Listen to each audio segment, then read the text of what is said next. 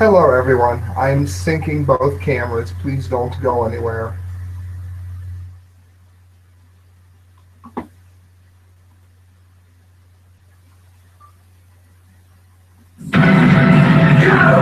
Greetings, unsettled souls! Welcome to the correct views. Sam Ibediganji doing political commentary for the Media Speaks. Hello to everyone on high def. Hello everyone on low def. I actually have a way to do this now like I used to. I wasn't going to go live today. And then I spent hours upon hours working on some research regarding the Trump impeachment. And now I have found that the Trump impeachment people are still in full bloom here. So we're going to go over some of the facts pertaining to it. And I'm sure you guys saw in the title that there's a lot more going to it as well. As you watch, please remember that YouTube has demonetized almost all of us. So we're making money because of you. That means you're donating at the correct views at hotmail.com and that you are giving through PayPal and you are funding the work that we do here because we bring you facts. What kind of facts? As we go to screen share, how about this? You guys on HDF can see behind me. There is the ever hateful Maxine Waters, a James Brown wig wearing one herself. Let's take a look at some facts here that came out that I don't think Miss Maxine Waters is going to be so happy to hear about, considering that she's been preaching for Trump to be impeached all along. And the only one who is found to have investments knee-deep in the Trump scandal is none other than Miss Maxine Waters herself. Isn't that interesting?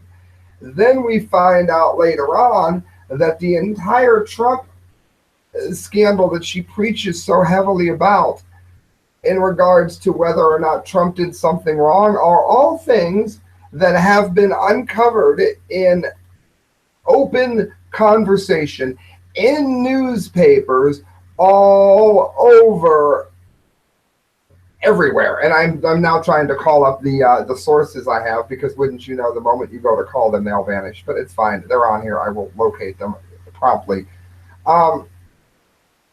We can go first of all with Zero Hedge. Putin trolls U.S. ready to give transcript of the conversation between Lavrov and Congress. How many of you now have been forced to listen to the great lie that somehow Trump did something nefarious, he did something behind someone's back, yada, yada, yada, and now it comes to light that everything that he was given is a matter of public record? Let's look at this. Zero Hedge. As the quest to unearth just what Trump told Russian Foreign Minister Lavrov continued, an unexpected development emerged on Wednesday morning when none other than Russian President Vladimir Putin said that Trump did not share any classified information or state secrets to Foreign Minister Sergei Lavrov. And to prove it, he was ready to hand over a transcript of the talks between Putin and Lavrov to Congress if the U.S. requests it. I personally was very delighted by this information. I found what I was looking for just a second ago. I was very happy with this information. I am going to go to screen share so that you guys can see all of it. Now, I'm using Zero Hedge here because I support Zero Hedge. This has been shared by CBS and others. There you can see on HDef behind me, Low Def is seeing it right now. Speaking at a news conference alongside Italian Prime Minister Paolo Gentiloni, I'm part Italian, Sicilian, I should do a better job with the name. He reported that Putin equipped that Lavrov had not passed what he said were non-existent secrets onto him either.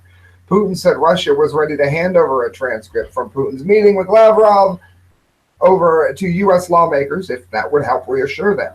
If the administration deems it possible, we are ready to provide the Senate and Congress with the transcript of the conversation between Lavrov and Trump, Putin said at a press conference following a meeting with the Italian Prime Minister on Wednesday. No, I don't mean Wednesday Adams.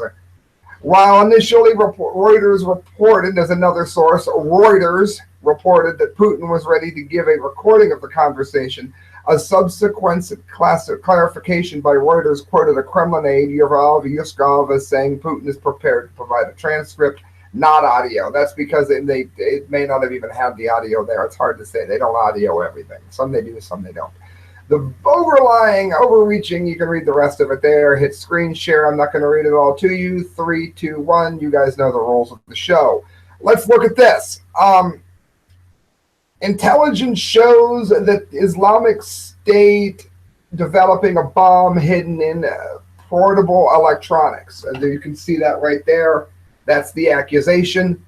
Here it is, posted in the Washington Post. Trump went off script and began describing an Islamic State terrorist threat related to the laptop computers on an aircraft. Well, if you're following my mouse, or an HDF, if you're following my finger, right there it is, posted mainstream media. Let's go on.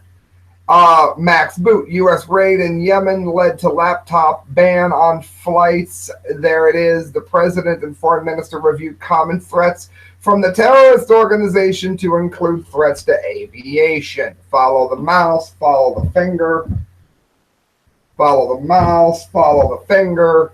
There you can see that all of this was already in the paper, and many papers, as a matter of fact, and Trump is prepared to go ahead and take it one step further. Trump is prepared, as is Russia, to release the transcripts.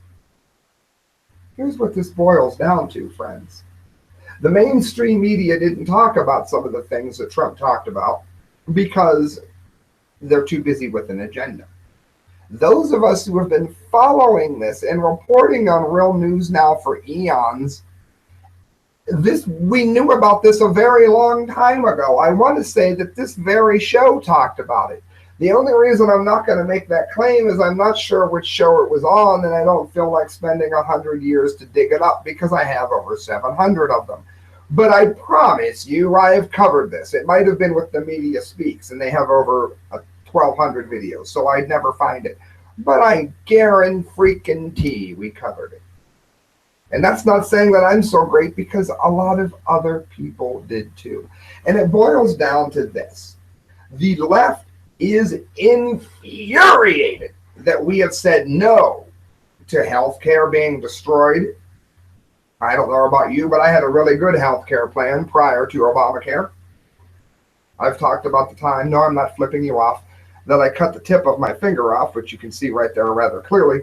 And my insurance cost me about $1,000-ish to sew it back on. And considering that I'm a keyboardist, I loved it. If that had happened today, I would not be a keyboardist, because my insurance has been destroyed so much that the amount of money it would cost to have the emergency room sew my fingertip back on, broken aquarium for those of you wondering, I would not be a keyboardist. I wouldn't be able to afford it. Another instance, I had vertigo. It wasn't caused by anything, and sometimes people just get it with an inner ear infection. However, I couldn't stand up straight and I was puking. So they gave me a CAT scan, they gave me an MRI, they gave me a whole bunch of stuff. And it cost about $1,000 as well. It was under the same insurance. Fortunately, it was just a case of vertigo, and I was very, very fortunate because it's never come back.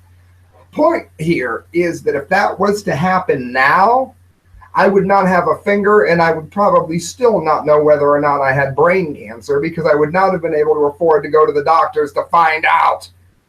Staying with other news, friends, moving right along. College destroys books after digitalization, sparking fears of 1984-style censorship. My point being that the Democrats were soundly rejected, by the way. We don't want their health care. We don't want open borders. We don't want high taxes. We don't want NAFTA. We don't want trade deals that aren't unilateral. You lost. Get used to it. Kit Daniels, Prison Planet, college destroys books after digitalization. Now, what this is they're saying that now that we live in the digital age, we don't need actual paper books anymore. The trouble is that the translations are being removed and altered for people that have an agenda. Listen to this. California, no surprise, universities were caught removing and even destroying library books after digitizing them a process critics warn leads to 1984-style censorship in which only corrected copies of the books remain. Which means by the time this is done, Christ will be a homosexual. UC Berkeley, in particular, recently removed 135,000 books from its school library, claiming that by digitizing the books, the library space can be reused for meeting rooms and nap pods, which is great unless we get an EMP solar flare, in which case we're all done and we have none of our books left anymore. See where this goes. Libraries have existed since the Middle Ages as vaults of knowledge safe from tampering. In comparison, the way universities are disappearing books after digitizing them allows anyone with a politically correct agenda a way to alter the books during digitalization, including important texts from history, science, and humanities without anyone ever knowing. Quote, the removal of 60% of the physical collection at the Science Library at the University of California, Santa Cruz, for instance, caused an uproar after it was reported that many of the books removed had been destroyed, reported the Christian Science Monitor, for those of you that say that I don't give sources. A campus spokesman said that nothing had been lost since the scholarly records, since duplicates were retained in other libraries. Given the short time frame and seeing the lack of consultation with the faculty, however, many critics expressed doubts that this was actually the case. This is, of course, draws parallels to the novel 1984, and if you haven't read it, you need to. For those of you that don't read, which would be almost everyone in America, then do make sure you look it up, at least in the movie. Basically, friends, here's what we are talking about. We're talking about, let's say they take the Bible. They don't like the Bible. And so they don't like the agenda of the Bible anyway. So what they do is they say, all right, let's take all references of the Bible to homosexuality out of it. Okay, now that's an extreme example because there's so many copies of the Bible that could never happen. But you get what I'm saying. If they don't like the fact that the Doors, for instance, talked about a dusky jewel when he was talking about a black girl, if they don't like that, and that's a racist, that's so racist, oh my God, that's so racist, then they're going to go ahead and they're going to move that from the written lyrics. All right, maybe the Doors are too popular. Do you see where I'm going with this? What is your favorite book that might offend the people with the grand eraser that is digitizing the books and then destroying the originals? How about really underground books? How about things like the story of O? Oh, most people don't know what I mean. Those that do can't believe I just went there, but I have proven my point. Friends, check this out. Not everything has to be doom and gloom here at the Correct Views. Otherwise, I will lose all of my Democrats. Here is a flying car we'll actually be able to buy this year. How many of you know that I'm absolutely obsessed with the flying car? How many of you aren't? That's fine. We'll get to other news in a minute. I know you want Democrat bad, Republican good, to quote Michael Savage. Well, I'm a libertarian. I'm not really fond of either one, though I do think Trump is doing a good but not a great job. Do I like him? Yes. Am I happy I voted for him? Yes. Would I have rather had Rand Paul? Yes.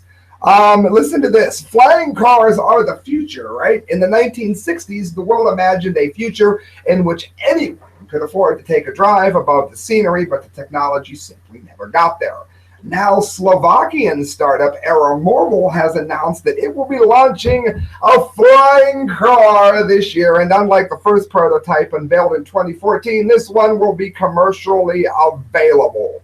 Now, I don't know how many of you are with me on this that are obsessed. How so many of you joining in? Thank you. Please don't go away. Welcome aboard. I'm obsessed with the flying car. And here's the way I think this is going to happen. I don't think that you and I are going to go to the store and buy the flying car. But what's happening is you don't need a pilot's license to use it. You program where you want to go, and after various towers are open to allow you to use it, then your car will take off. You cannot just make it take off. That's not going to happen because people will see where that's going to go. We have airlines crashing in the skies now, so you're not going to be able to fly wherever you want to. That's probably a bad idea. You'd be hitting helicopters that are transporting sick people to hospitals over flight lanes, all because you wanted to fly in the sky. So that's not going to happen.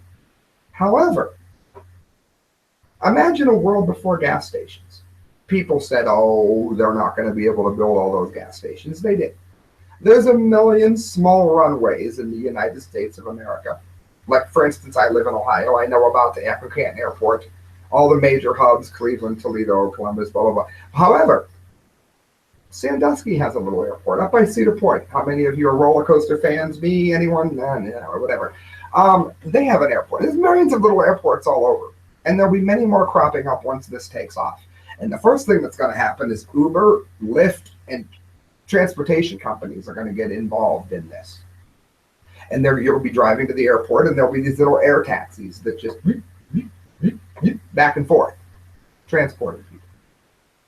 Other people like me that don't have a lot of money, maybe like you, they're going to go ahead and they're going to buy this car in like pools. Me and maybe 10 other people will buy this car, and then we will use it. And that's going to happen first. So this is why this story is interesting and affects the average person, because you'll be able to get it before you're able to actually own it yourself, if you're following what I'm saying here. AeroMobile recently raised $3.2 million in funding, which isn't that much for such a huge endeavor when you think about it. And it will show off the car at the Top Marquis Monaco, the supercar show taking place on April 20th. That'd be 420, so it happened. I hope they got really high. I had to do it. The car is completely integrated aircraft and fully functioning four-wheel car powered by hybrid propulsion. So what that means is you don't need to get a pilot's license. You don't need to be some expert in order to have the car. And I personally am very excited about it. I've got two stories to get to. One of them is the Dumbee of the day, but I would be remiss if I did not thank the people who have helped me. Who would that be? How about the Seacrest Motel right there? You see them? They're up in Sandusky. I was just talking about it. I'm a roller coaster freak. The RNC Mean Streak is being built up in Sandusky. The races are going on. Friends, if you're going to be in Ohio, I mean with anywhere and within about, I don't know, 30, 50 miles of Sandusky, check this place out. It's the Seacrest Motel, and I need you to do me a favor if you want to get the best price. I need you to tell them that you heard about it from the correct views. When you do that, you're going to get a discount above and beyond what they already give, which is way better than the breakers and everyone else. You're going to get the deal that you're looking for, and you're going to get a great deal because you're wise enough to listen to the correct views. And check this out. No, it's not pornography, though I guess for some hip-hop fans it could be. Here we have prehistoric human DNA is found in caves without bones, which, you know, sounds a lot like modern hip-hop to me. Well, not the underground stuff like Steve Grant, but definitely the Chris Brown garbage. Yes, I went there. YahooNews.com, international scientists. Well, Lady Gaga doesn't sound any better. International scientists have uncovered prehistoric human DNA from caves without bones, an advance that could shed new light on the human history and evolution. Now, many of you will know that we've talked about on this show before, there is no such thing as macroevolution. In other words, a fish did not become a man any more than this hairbrush became the computer. Okay, it's not the case. However, things change within the species, such as when the white moth became the peppered moth due to pollution and changes in the air. They couldn't blend in with the leaves anymore, so they became peppered because the leaves that they were emulating became peppered. But they were still a moth. They weren't a bird or a human or a fish or a mineral or whatever. Mineral. You guys know what I mean. It didn't change its species.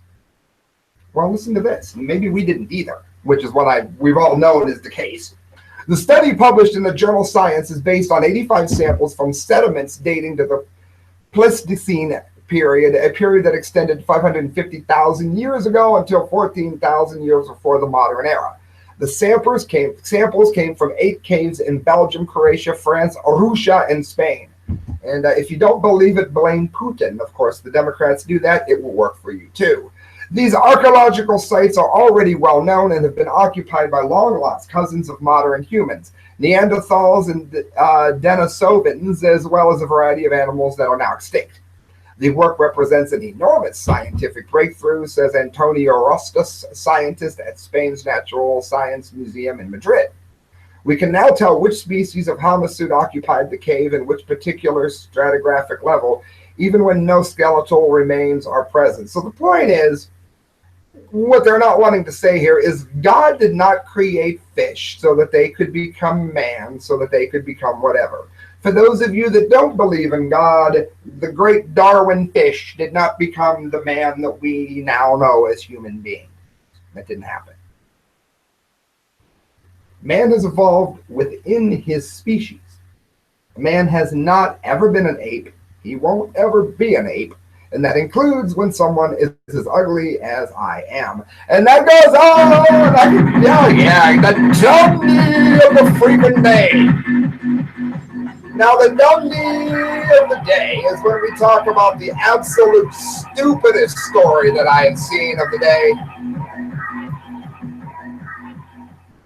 And we got that right here. Now, see, I write for Blasting News, so I'm not attacking Blasting News, but I am going to question the author here a bit because we all have free reign here.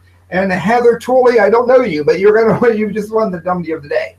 Barron Trump makes hush-hush trip to the White House. What's behind that?